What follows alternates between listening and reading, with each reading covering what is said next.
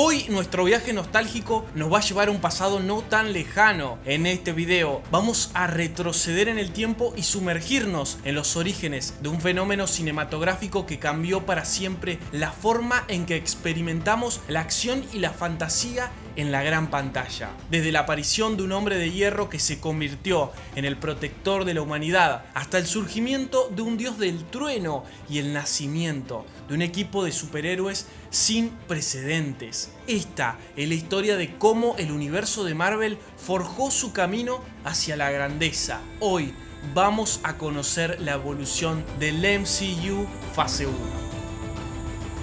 ¿Es mejor ser temido o respetado? Y yo digo, ¿es mucho pedir ambos? Usted siempre tan elegante. Oí que tiene ciertos problemas. ¿Quién lo dice? Lo digo yo. ¿Y si le dijera que formaremos un equipo? Y funciona. Estamos a salvo. El país está seguro. ¿Quieren mi propiedad? No la tendrán. Pero les hice un gran favor. Yo privaticé la paz mundial. Quien obtenga este martillo, si es digno de él, poseerá el poder de Thor. El suero amplifica todo en tu interior. Entonces, el bien se magnifica. El mal se incrementa. Por eso fuiste elegido. Porque alguien fuerte, que tuvo poder toda su vida, pierde el respeto por el poder. Pero alguien frágil conoce el valor de la fuerza y conoce la compasión. No cambies el tema. No hay un trono. No hay una versión de la historia en la que obtienes el triunfo. Tal vez tu ejército sea demasiado fuerte para nosotros, pero tú causaste esto. Y si no protegemos a la Tierra, te prometo que la vengaremos. Antes de arrancar, quiero pedirte que si te gusta nuestro contenido, sos bienvenido a suscribirte para ver más evoluciones. Este video nos llevó muchísimo tiempo de investigación y trabajo, así que nos ayudás un montón con un me gusta. Y si este video supera los 3000 me gusta, vamos a traer toda la historia detrás de la fase 2. Ahora sí, arrancamos.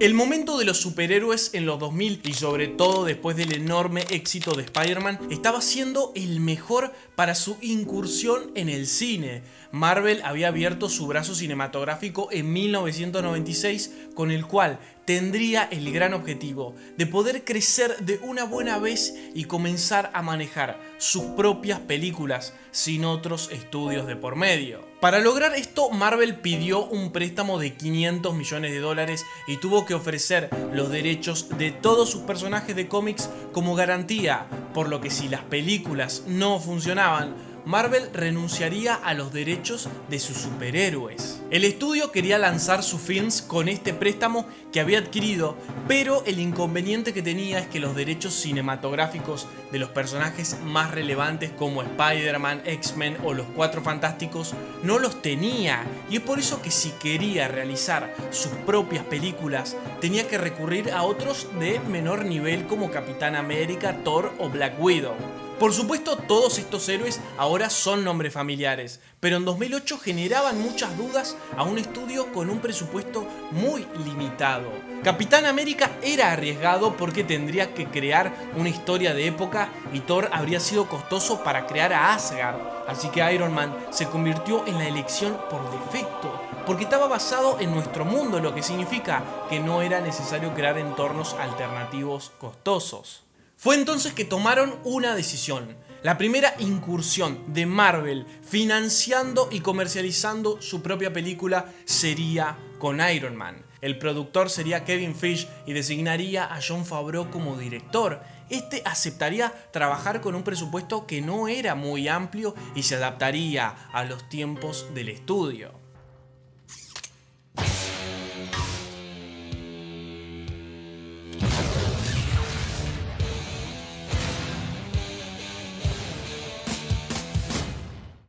Todo comenzó varios meses antes del comienzo de la producción, con Jon y todo su equipo trabajando en una oficina en los estudios de Marvel, analizando cada uno de los aspectos que tendría esta película. El desafío era tan grande y existía tanta responsabilidad que no se podía dejar nada librado al azar. Las películas anteriormente no involucraban a otros departamentos de Marvel y muchas veces existía una cierta grieta, ya que los que trabajaban en el departamento de los cómics sentían que las películas no representaban con fidelidad las historias.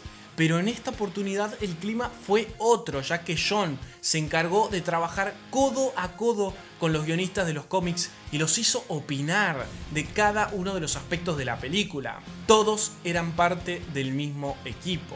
Jon mandó a animar cada uno de los storyboards que había realizado para ver si en pantalla cada una de sus ideas lograba funcionar. Mandó a construir trajes provisorios de los que podría usar Iron Man para ver cómo funcionaban en cámara y si los movimientos parecían verosímiles. Uno de los elementos que más le preocupaba al director era cómo se verían las escenas en las que Tony comienza a volar. Jon sentía que el público tendría que impactarse con estos momentos y sentirlos demasiado reales. Fue por eso que estudió en detalle cada uno de los movimientos de actores sometidos a una cámara de aire donde estos parecían estar volando y les costaba controlar los movimientos, lo que le pasaría a Tony en sus primeras interacciones con el traje. La confección de este tuvo semanas de trabajo. Analizaron cada una de las variantes que podemos encontrar a lo largo de la historia del cómic y el director sintió que la mejor era aquella que parecía como un armamento, no solo un traje de metal. Era algo que el ejército lo consideraba como un arma. El diseño realmente fue muy difícil de hacer, ya que todo lo que se dibujaba sería muy difícil llevarlo a la realidad. Tuvieron que analizar cada una de las partes del traje, entender cómo una persona podría quedar ahí dentro, cómo se moverían sus brazos, hasta cómo se abriría el casco. And here it is. Here's the final. And that's what we come to. Here it is. Yeah. That's what we get for the amount we have to spend. Luego de que el diseño fue terminado, comenzaron a trabajar con un estudio que sería el encargado de convertirlo en realidad. Pasaron por largas etapas desde Photoshop, animación 3D, hacer esculturas, maquetas, hasta terminar con el traje real, ese que más tarde se pondría el actor para filmar sus escenas. Pero para transformar todas esas ideas en una realidad era necesario tener al actor que la utilizaría, y entonces era momento de castear a Tony Stark. The day I knew everything was going to be okay was the day that Robert Downey Jr. was attached to play Iron Man. That is gorgeous. A Jon le presentaron una larga lista de candidatos, entre los que se destacaban Nicolas Cage y Tom Cruise. Hay versiones de que este último estuvo muy cerca y se terminó bajando del proyecto. Pero terminaron quedando dos candidatos, Timothy Olyphant y Robert Downey Jr. Robert tenía un estilo más sarcástico, cómico, además de esa autoestima mezclada con vulnerabilidad que le da al personaje. En ese momento, los problemas de abuso de sustancias y el mal momento de su carrera hicieron que se levantaran las cejas, incluso entre los ejecutivos de Marvel, sobre su viabilidad como protagonista. Pero el director estaba seguro de que él sería el indicado para hacer la película. The reason that I'm playing Tony Stark, the reason that I'm involved in Iron Man, the reason that I'm so excited is I'm crazy about movies. That's why I wanted to become an actor. I buy into movies. I love it. I see The Fly. I don't care if that's Jeff Goldblum going, you know, I'm in it. Una vez que ya tenían a Robert Downey Jr. en el proyecto, comenzaron a estudiar todo su cuerpo para, en base a él, confeccionar el traje de Iron Man. I'm not doing all this core work for nothing. That's all I'm saying. Behold the mass. I'm beholding the We could hold off on this part.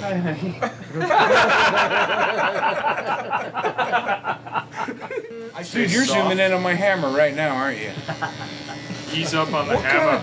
Twisted parlor games going down here. Tomaron moldes del actor y así pudieron confeccionar los dos trajes que vemos en la película. Cada uno de ellos necesitaba de 450 piezas para confeccionarlo, las cuales tenían que ser pulidas y pintadas para salir frente a cámara. Una vez que estuvo terminado, se colocaron al doble de Robert y este lo probó por primera vez frente a Jon, que quedó maravillado con el resultado. El realismo que tanto buscaba se había concretado. Comenzaron con las pruebas frente a cámara y quedaron increíbles. El que mayores problemas presentaba era el Mark I, que era mucho más pesado y llevaba consigo un lanzallamas, así que darle movimientos realistas fue realmente muy difícil. Pero cada vez faltaba menos para comenzar el rodaje. Fue por eso que ahora era el momento de que Robert arrancara a prepararse. El actor estuvo practicando varios días las acrobacias para cuando comenzara a volar durante sus escenas. Y por supuesto, tuvo que probarse los 2 trajes para aprender a moverse con estos. Careful, actor at work. Something just snapped off. Ya estaba todo para comenzar, y sobre todo un cast confirmado. Gwyneth Paltrow interpretaría a Pepper, Jeff Bridges a Obadiah Stane y Terrence Howard, el actor mejor pago de esta película, con un sueldo de 4.5 millones y con una gran relación con Robert, interpretaría a Rowdy. Una gran diferencia con Robert, quien tan solo cobraría $500.000 por su protagónico. Kevin Feige quería actores muy importantes para este universo y lo había logrado desde su primera película. Para arrancar el rodaje de esta entrega, Marvel no tenía un estudio propio y fue por eso que tuvo que alquilar uno gigante para crear todo el mundo de esta película. Tenían un presupuesto acotado para todo lo que querían mostrar, y eso no sería nada fácil, sobre todo si uno de los personajes es un multimillonario que hace lo que quiere. Se había diseñado cada elemento que aparecería, pero uno se cambió a último momento. El diseño de la casa de Tony ya estaba establecido antes de elegir al actor. Sin embargo, una vez que Robert fue confirmado, este diseño fue modificado para que estuviera más acorde a la personalidad vulnerable que mostraba el actor. A medida que pasaban los días de rodaje, Robert iba sufriendo cada vez más el uso del traje. En un comienzo este lo podía soportar bastante bien, pero a medida que iban pasando las horas, su físico ya no podía aguantar tanto peso encima. El cuerpo se le hinchaba y tanto cansancio no le permitía poder actuar bien.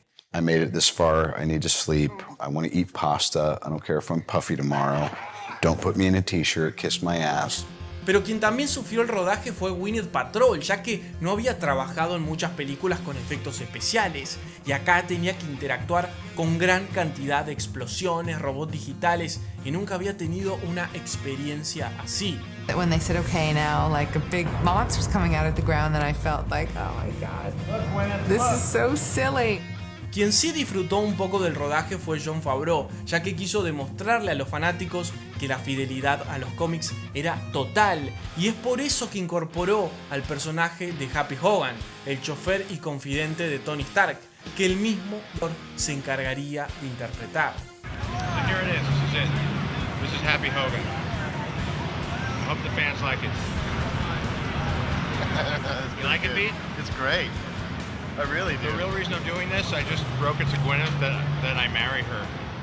Uno de los momentos clave de la película es el enfrentamiento entre Tony y Obadiah Stane, quien también contaba con su propia armadura. Jeff Bridges estaba muy emocionado cuando se enteró de esto, ya que él también quería utilizar su propio traje. La particularidad es que el actor solo se metería en un traje parcial que constaba de la parte superior y se utilizaría para filmar los primeros planos de este. Luego de 3 meses de filmación y de un agotamiento en general, se terminó el rodaje de una de las mayores apuestas de Marvel a nivel cinematográfico, generando ansias y miedo para lo que se vendría.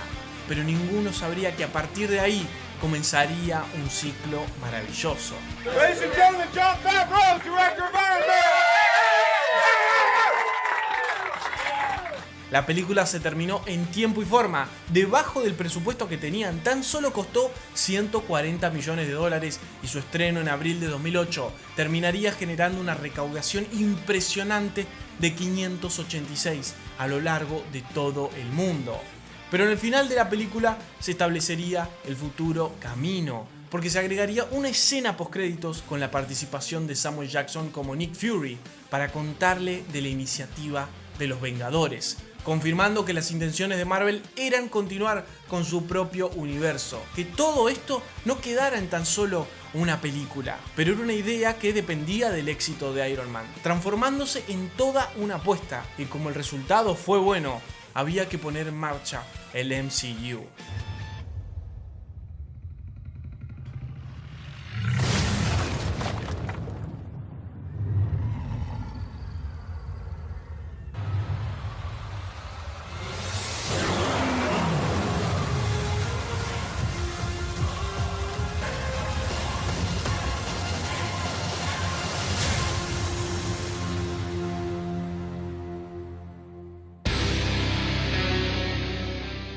universo se continuaría con otro personaje, Hulk, que en 2003 ya se había probado para hacer una superproducción y no había dado números muy satisfactorios. Fue por eso que Marvel tuvo mucha cautela a la hora de llevar a este personaje a una cinta propia. Tomaron de referencia la entrega anterior de Hulk dirigida por Ang Lee. Esta funcionaba muy bien como una película individual acerca de la angustia y la furia interior que tenía Bruce Banner, pero ahora querían volver aún más a los cómics y brindar más diversión y acción. El estudio pensó en Louis Leterrier para dirigir la película, habían visto sus trabajos y creían que este era un director de acción muy creativo. Fue por eso que se reunieron con él, pero este en primera instancia no aceptaba. When they said they wanted to do the Hulk, I thought it was the Hulk 2. So I just came in and I said, thanks for being interested in me, but I don't think I'm the right guy for the job. They said, no. Listen, we don't want to do the sequel to Ang Lee's Hulk. We want to reboot the franchise. We want new actors, we want a new director, a new take on it. I know you guys, so let me go back home to France and let me storyboard some ideas and I'll present the stuff to you. Regresó de París y comenzó a enviar mails con una gran cantidad de ideas para este nuevo mundo. Dibujos conceptuales, ilustraciones y secuencias de acción. Esto conquistó a Kevin Feige. Pero ahora estaban frente al desafío de elegir la cara de Hulk. Querían encontrar un actor que pudiera estar en el lugar de Bill Bixby, quien para muchos es el rostro más icónico del personaje. Era clave que esta persona sea fascinante e interesante a su manera, para que cuando veamos la forma cotidiana de Bruce, esta también fuera tan impactante como cuando se transformaba en una criatura. Es por eso que el equipo armó una lista larguísima de candidatos para ese rol principal, pero se terminaron decidiendo por un actor que ya había mostrado una cierta dualidad en sus personajes anteriores, Edward Norton. When I was first approached about the project, I wasn't excited about it, and I didn't think it was something I was going to do. My initial reaction was, no, that's not for me. I can't explain it. I just think that it's very, very tough to do these superhero movies well. El director fue a Nueva York y le presentó todas sus ilustraciones, todo su trabajo creativo para que el actor entendiera cómo sería este mundo. Pero al finalizar la reunión, este sabía que el actor no aceptaría sumarse al proyecto. I thought the odds were so long in terms of like getting at the spirit of those comics that being true to my relationship with them when I was a kid, that I just thought I'd just rather not be disappointed.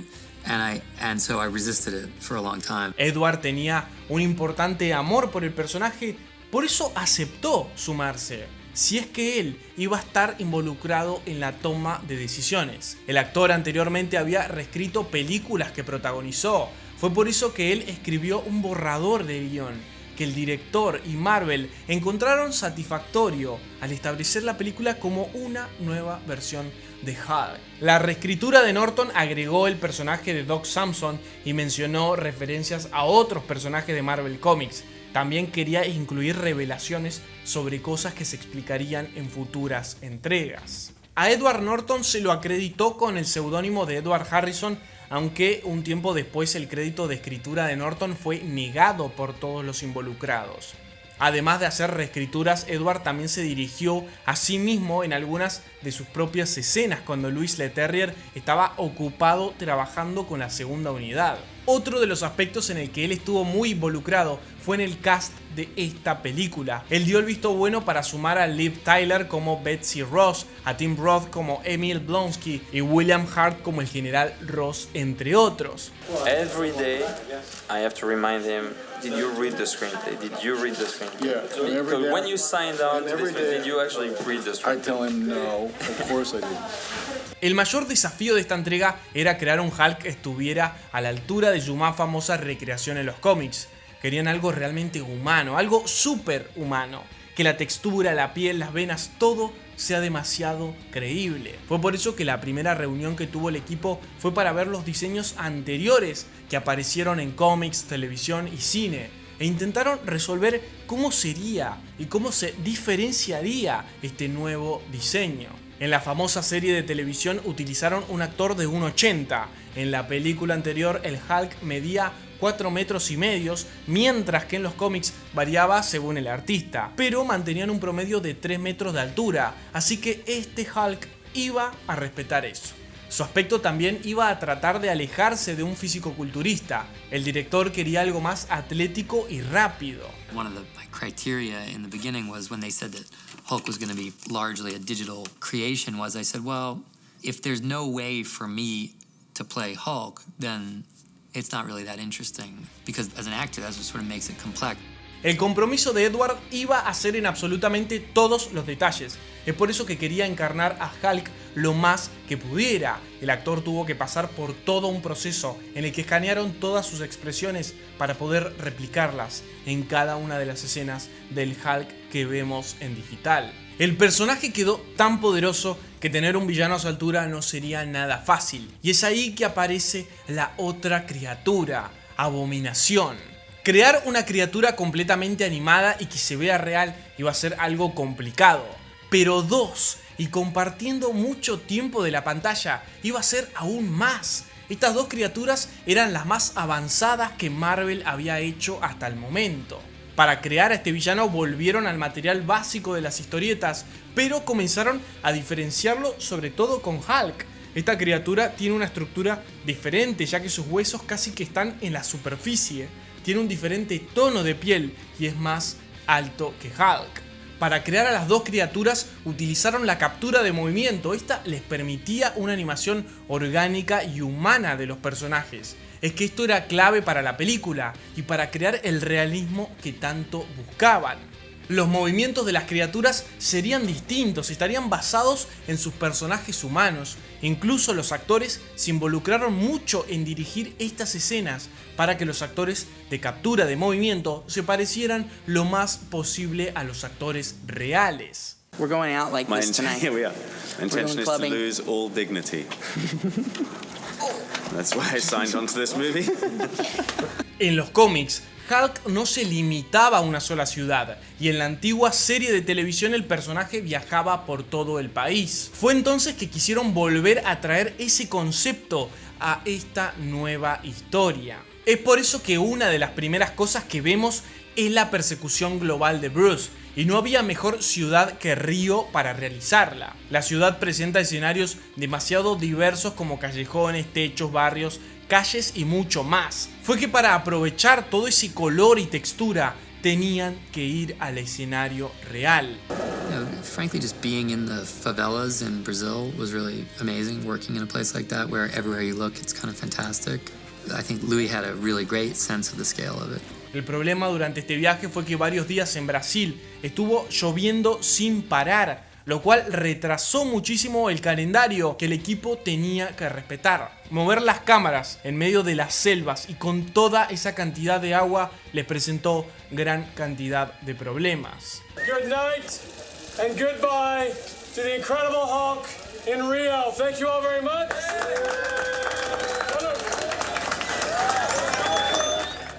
Querían diferenciarse de la película anterior haciendo que Hulk peleara en la ciudad, ya que anteriormente solo se había visto en el desierto, así que no se apreciaba lo grande e imponente que era el personaje. So I presented Marvel with that stuff, knowing that New York City would be very expensive to shoot in, knowing that, destroying a city would be very expensive to shoot in, and they said, yeah, go, yeah. El problema es que no podrían filmar realmente el clímax de la película en Nueva York y destruir toda la ciudad como el director tenía planeado. Es por eso que se trasladaron a Toronto, Canadá, ya que el alcalde era fanático de Hulk y les permitió cerrar algunas calles para poder filmar estas escenas. Crazy. Absolutely crazy. El problema es que cerrar esas calles no sería algo tan simple. Es que no era solo poner 3 cámaras y filmar. Debían colocar autobuses quemados, autos volcados, explosiones y muchas luces. El despliegue era enorme, filmarían desde las 7 de la tarde hasta las 6 de la mañana. El despliegue fue impresionante, llenaron de fuego y guerra todo el lugar y al finalizar limpiaron toda la calle en tan solo 15 minutos para que estuviera abierta al tráfico nuevamente. Fue entonces que en junio de 2008 se dio el gran estreno de la película y la emoción que fue creando en la previa más el éxito de la anterior entrega de Marvel sirvieron para crear expectativa, y la película, que contó con un presupuesto de 150 millones, logró recaudar 264 a lo largo de todo el mundo, un número no tan bueno, pero sí dejó satisfechos a todos, ya que temían de que el personaje de Hulk no funcionara como en la película anterior y los números sean peores. Pero por sobre todas las cosas eran números que continuaban ayudando con la idea que venía desarrollando Marvel de su propio universo, el cual era confirmado con esa escena postcréditos en la que vemos a Tony intentando reclutar a más personas para la iniciativa de los Vengadores. Esta escena tuvo la particularidad que fue completamente improvisada por los actores, ya que Marvel había tomado la decisión de que Tony tenía que aparecer en la cinta sí o sí, debido al éxito de su película.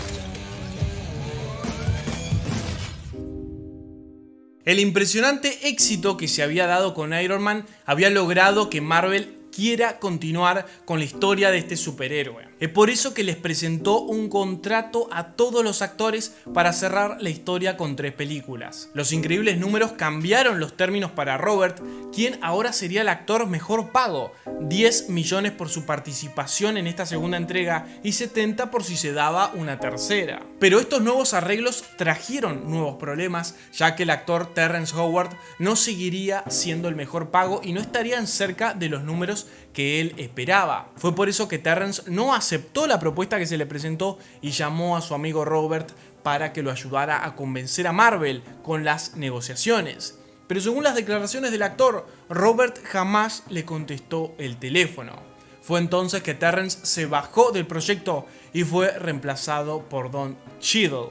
Mientras continuaba la preproducción de esta película, se dio uno de los hechos que cambiaría el destino de Marvel para siempre. Disney adquirió todo Marvel Entertainment por $4.000 millones, transformando sobre todo la parte cinematográfica a un nivel e importancia con la que el estudio jamás había contado. Esto ayudaría a terminar de darle firmeza al ambicioso proyecto que Marvel tenía entre manos. Disney confirmó a Kevin Feige como uno de los líderes para llevar adelante el ambicioso proyecto que tenía entre manos, y este volvió a confiar en Jon Favreau como director para la próxima película. Iron Man 2 exploraría el conflicto interno de Tony Stark, mientras lidia con sus responsabilidades como superhéroe, enfrenta amenazas externas y se enfrenta a la realidad de su propia mortalidad. Jon quería volver a contar una historia que funcionara como en la primera entrega, pero mejorando toda la parte visual de la misma. Iron Man tenía que demostrar que los avances tecnológicos iban cada vez más lejos, pero mientras él ya tenía un guión establecido de cómo iba a contar la película, Marvel tenía otras ideas en mente. Jon Favreau tuvo mucha fricción con los altos mandos del estudio debido a su constante intervención, hasta el punto de que le pedían que reescribiera el guión mientras la película aún se estaba filmando. En particular, el estudio quería mayor prominencia de aquellos elementos que eran necesarios para establecer el gran universo cinematográfico de Marvel. Uno de ellos sería la nueva participación de Nick Fury. A Samuel Jackson se le prometió que Jon Favreau le daría más tiempo en pantalla a su personaje. Jackson casi no volvió a interpretar a Fury debido a problemas con las negociaciones del contrato, pero aseguró un acuerdo histórico de 9 películas para interpretar a Fury en el ambicioso proyecto de Marvel. Maybe next time I'll get to kick some ass. I go slow. The same thing happened in Star Wars. You know, I showed up, I didn't do anything, went to a funeral. Next time I showed up, I kind of sat there and talked to some people. Next time I got to kick some ass. Works out. Pero otro de los personajes que Marvel también quería agregar en esta película para presentarlo en su universo era Black Widow. Para este personaje se pensaron gran cantidad de actrices: Jessica Biel, Natalie Portman, Jessica Alba y Angelina Jolie. Sin embargo, fue Scarlett Johansson quien hizo el mayor esfuerzo para quedarse con el personaje hasta conseguirlo. Para prepararse para su papel, Scarlett entrenó 6 semanas antes de que la película comenzara con la fotografía principal y los 6 meses completos del rodaje de la película. Así, la actriz sorprendió a todos para sus escenas de acción. And it was fun for me. You know, it's fun because you challenge yourself and, you know, I'm competitive by nature, so for me it's like I want to win. I want to be able to see my face on that screen, sell it to the audience, you know. Pero otro de los costados que el personaje debía mostrar era su parte seductora. Well, I saw the final costume when we were doing wardrobe tests, and I was like, oh my god, this is just not fair. Trabajaron mucho en cómo sería el aspecto de su personaje y cómo se aprovecharía de su sensualidad para aportar ese lado a su personaje. La actriz aceptó, pero tiempo después se arrepintió y declaró que se trató a su personaje como un elemento que era posesión de Tony. Pero otro de los personajes que se incorporaron a la película fue War Machine, aunque más que un personaje estamos hablando de una armadura. Este traje se diseñó durante meses y se tomó como partida del Mark II. La idea era crear un traje que sea distinto al de Iron Man, para que se vea tan imponente como el de Tony. La ventaja para los actores en esta oportunidad es que todos los trajes ya eran más livianos, cosa que Robert pidió que se hiciera. Además, era más fácil entrar y salir de ellos e incluso había trajes más ligeros para los dobles de acción, quienes antes utilizaban las versiones más pesadas. So it's cool to get in that, and then it's really cool to get out of it. That's actually the best part of putting it on, is that you know you'll get to take it off. El estreno de Iron Man 2 se dio en abril de 2010 y la película, que había aumentado su presupuesto a 200 millones, había logrado aumentar su ganancia y pasaría la barrera de los 600 millones a lo largo de todo el mundo. Marvel seguía teniendo pruebas de que su plan estaba saliendo a la perfección y volvería a dar indicios de lo que se estaba por venir con una nueva escena postcréditos, en la cual ahora nos presentaban al martillo de Thor. Es que Marvel había confirmado que se vendrían 2 entregas más para seguir presentando personajes antes del evento final.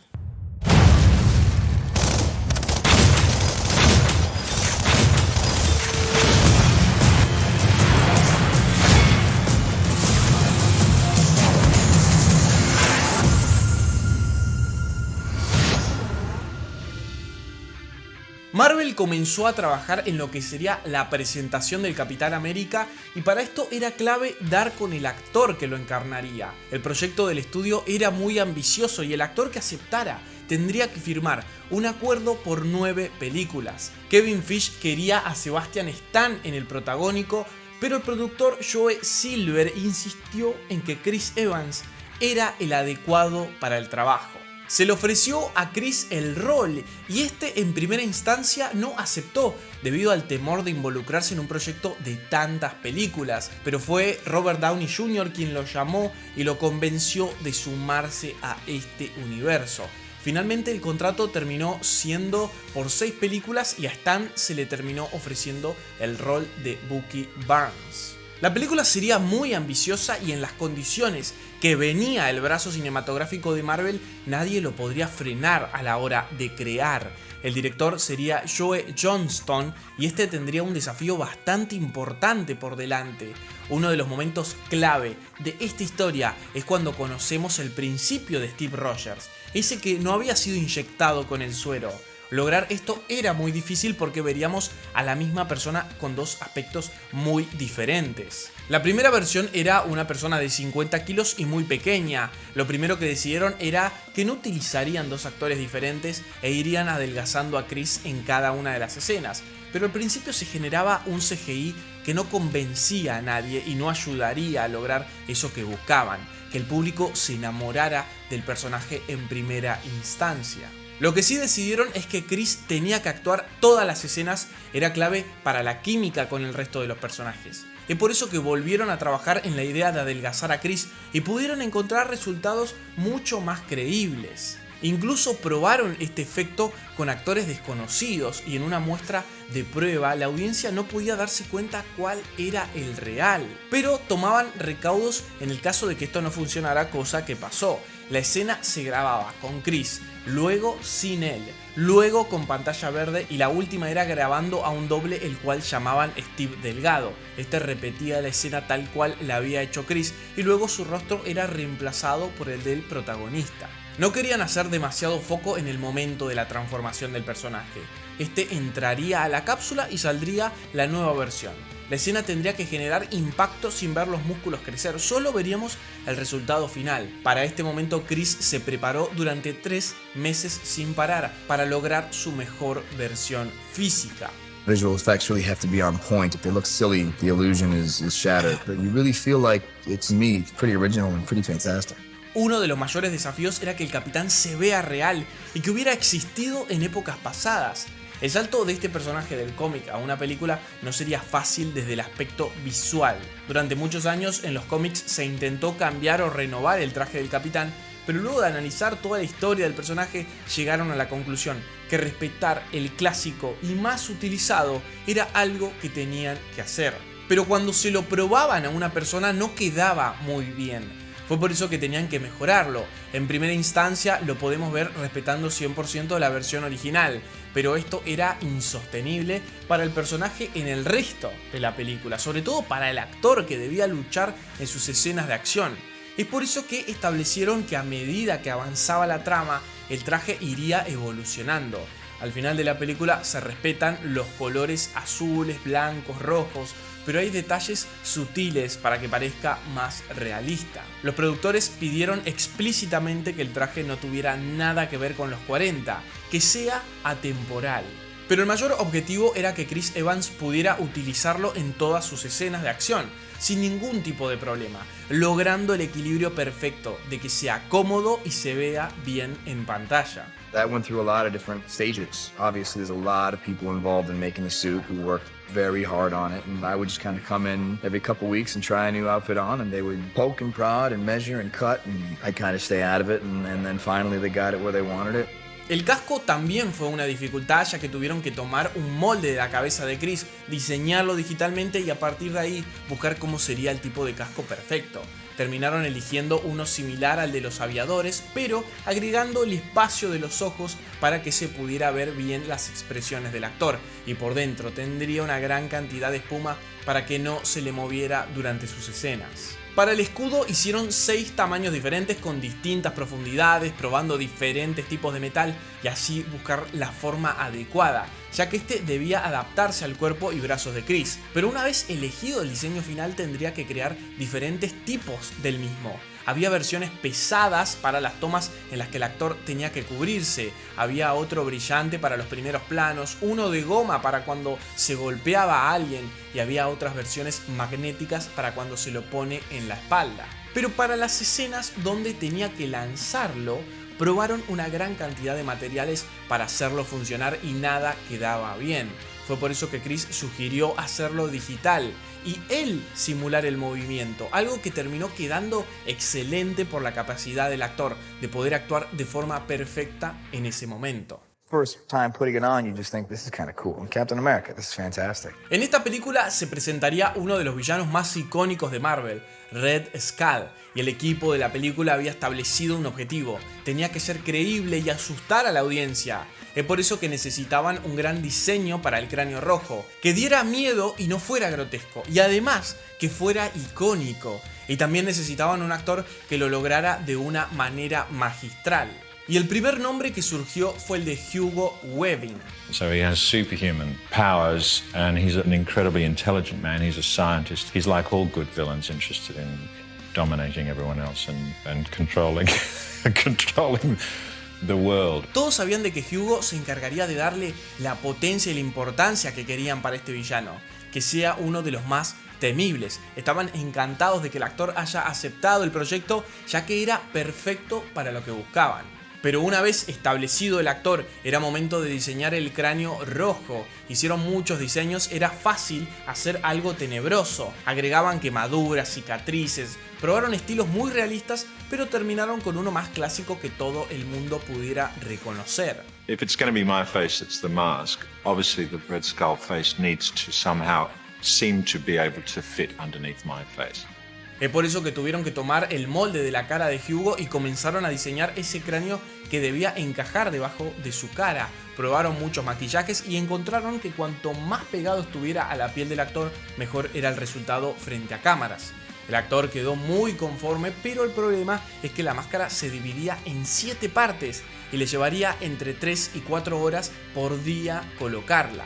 Entonces Hugo no tenía mucho tiempo para ensayar con ella encima y le costaba darle expresiones a algunas escenas. Finalmente, el departamento de efectos se encargaba de removerle digitalmente la nariz y adelgazar un poco más el rostro del actor. Suffer the slings and arrows of outrageous fortune, or to take arms against the sea of travels and by opposing end them. Or whatever. Ahora, Marvel se podía dar el lujo de crear todos los escenarios que tuviera en mente y que fueran del pasado. No sería un problema. Incluso fueron más allá y desarrollaron toda la tecnología que tendría Hydra en la década de los 40 y transformaron elementos como autos y armas en conceptos más futuristas para la época. Además, agarraron viejos diseños de armas nazi que jamás se lograron construir y las hicieron realidad. Los soldados de Hydra tenían que parecer demasiado imponentes y sobre todo por las armas que cargaban, las cuales estaban basadas en la energía del cubo. Es por eso que podemos ver 5 tipos de armas, todas hechas a medida y cada una con esa luz azul intermitente que las caracteriza. Incluso se llegaron a crear tanques de guerra personalizados para este ejército, ya que querían cañones mucho más grandes de los que existían en esa época. También se crearon autos basados en el estilo de Hydra, debían ser bien temibles y elegantes al mismo tiempo. Utilizaron viejos diseños de Mercedes con 6 ruedas y los volvieron a hacer realidad para esta película. Todo era muy extravagante excepto con los submarinos, que también eran reales, pero eligieron hacerlos más simples para que sean mucho más serios y creíbles. Todo esto seguía aumentando la expectativa que estaba existiendo por la película, pero sobre todo por el universo, porque Marvel seguía confirmando que algo más grande estaba viniendo, ya que Nick Fury volvió a aparecer para seguir con su iniciativa de los Vengadores. La película, que tuvo un presupuesto de 140 millones y se estrenó en julio de 2011, tuvo una recaudación de 370 a lo largo de todo el mundo. I have no plans to die today.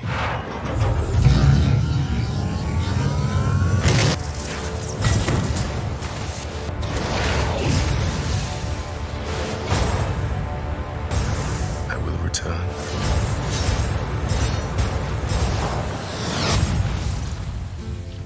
Y ahora nos quedaría la última película que se encargaría de presentarnos a todos los personajes que faltaban para el evento final, Thor.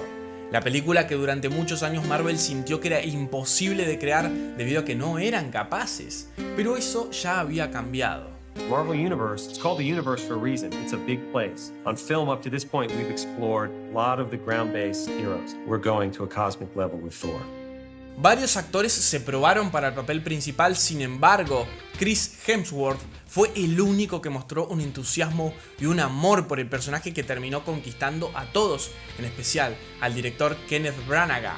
He was able to occupy the character of Thor in a way that seemed just right to us. Además de su apariencia atlética y su imponente estatura, Hemsworth también mostró una habilidad natural para el humor y el drama, rasgos importantes para retratar a Thor.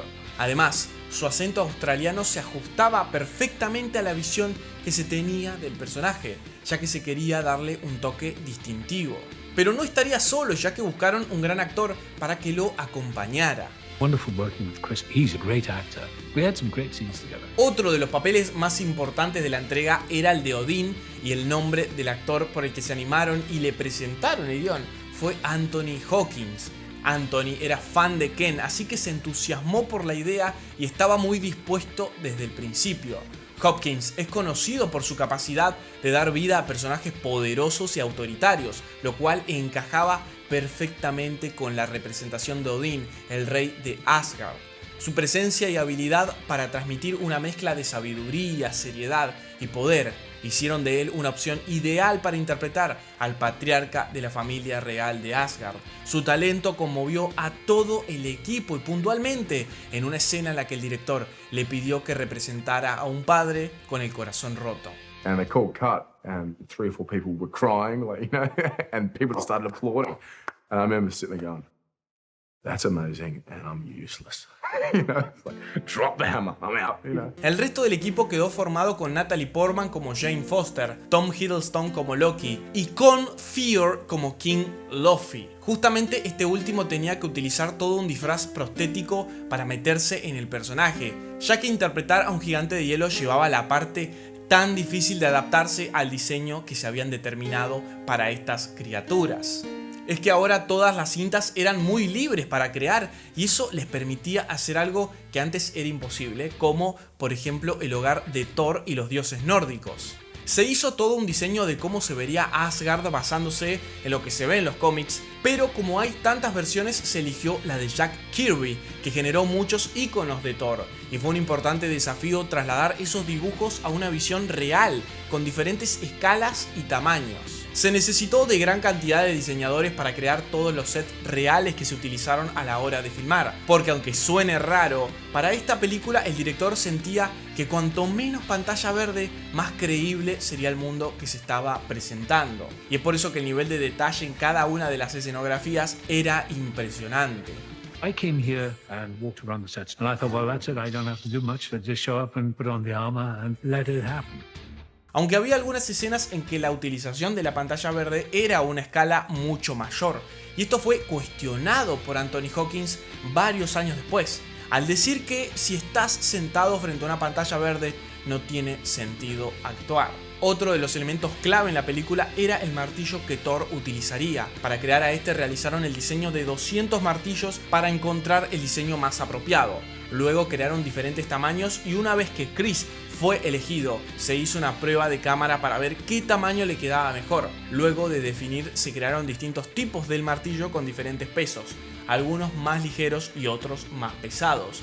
Además, la cabeza del martillo se podía cambiar, cosa de ir variando el peso para las diferentes escenas y así elegir uno con el que el actor se sentía más cómodo. La película también incluye la aparición del personaje Hawkeye, interpretado por Jeremy Renner. Su breve aparición en Thor sirvió como una introducción para su papel más destacado en futuras películas del universo cinematográfico de Marvel. Thor fue un proyecto ambicioso que involucró un nivel de trabajo que Marvel en años anteriores sería incapaz de lograr. Este nivel de innovación tuvo un presupuesto de 150 millones y lograría recaudar 450 a lo largo de todo el mundo. Y esto sería la antesala para el evento que ya se estaba promocionando y que tenía a todos muy expectantes.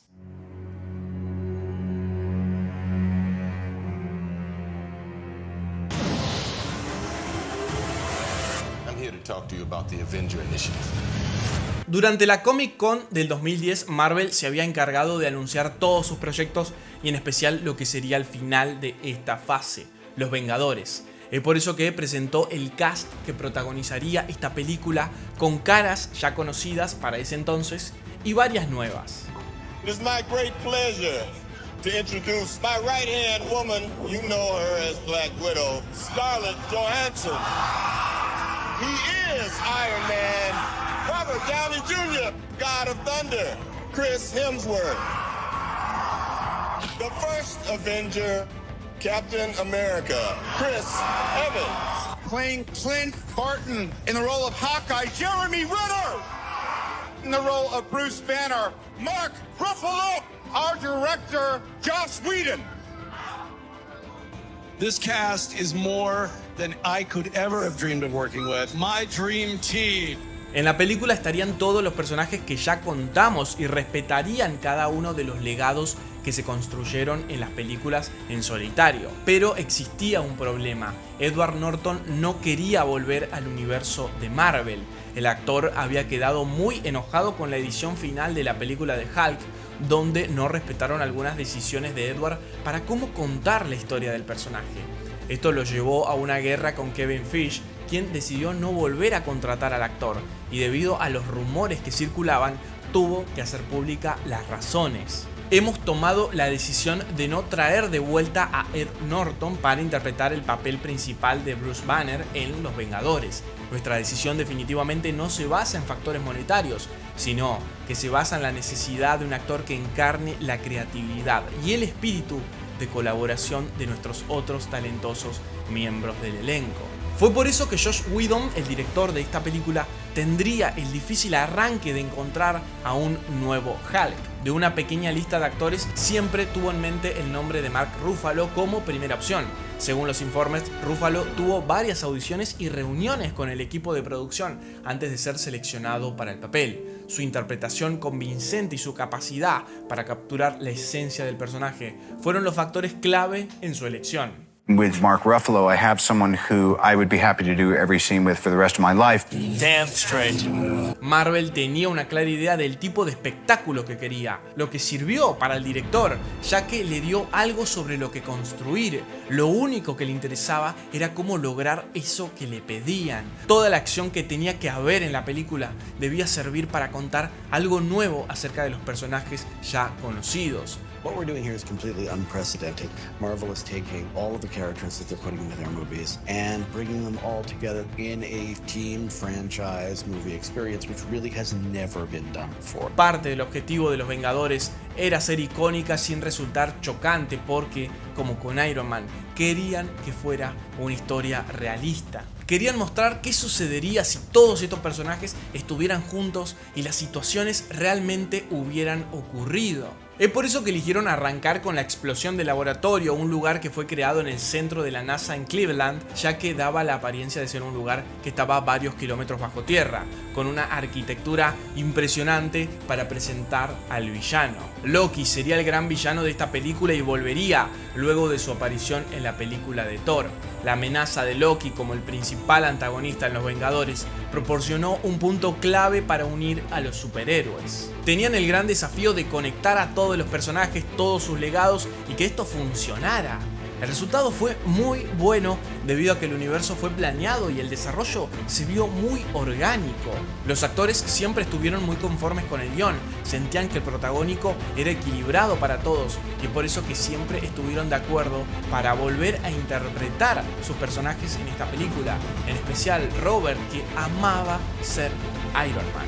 He started it all. He's kind of the godfather of the Avengers in a sense, you know. He was the first person I called when they offered it to me. I knew in his presence I'd be in really good hands. Quien sufrió un poco más fue Mark, ya que se tenía que amoldar algo que ya estaba en funcionamiento.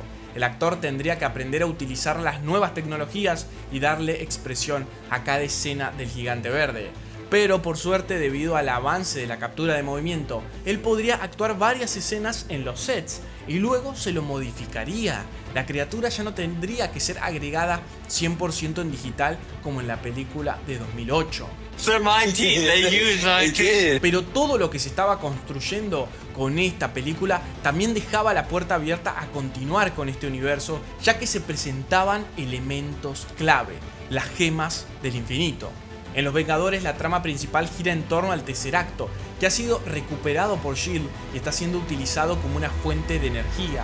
Se revela que el Tesseracto es en realidad la gema del espacio y una de las 6 gemas del infinito, y es de gran interés para Loki. Esto sería clave para el futuro del MCU, pero en particular la escena postcrédito que nos presenta muy sutilmente quién se transformaría en uno de los villanos más importantes del cine moderno: Thanos. Los Vengadores se estrenó en abril de 2012 y contó con un presupuesto de 220 millones, algo fácilmente recuperable, ya que la película sería un suceso mundial y recaudaría más de 1.500 millones a lo largo de todo el mundo. Números que confirmaron que el plan y la organización que Marvel tenía entre manos estaba funcionando demasiado bien.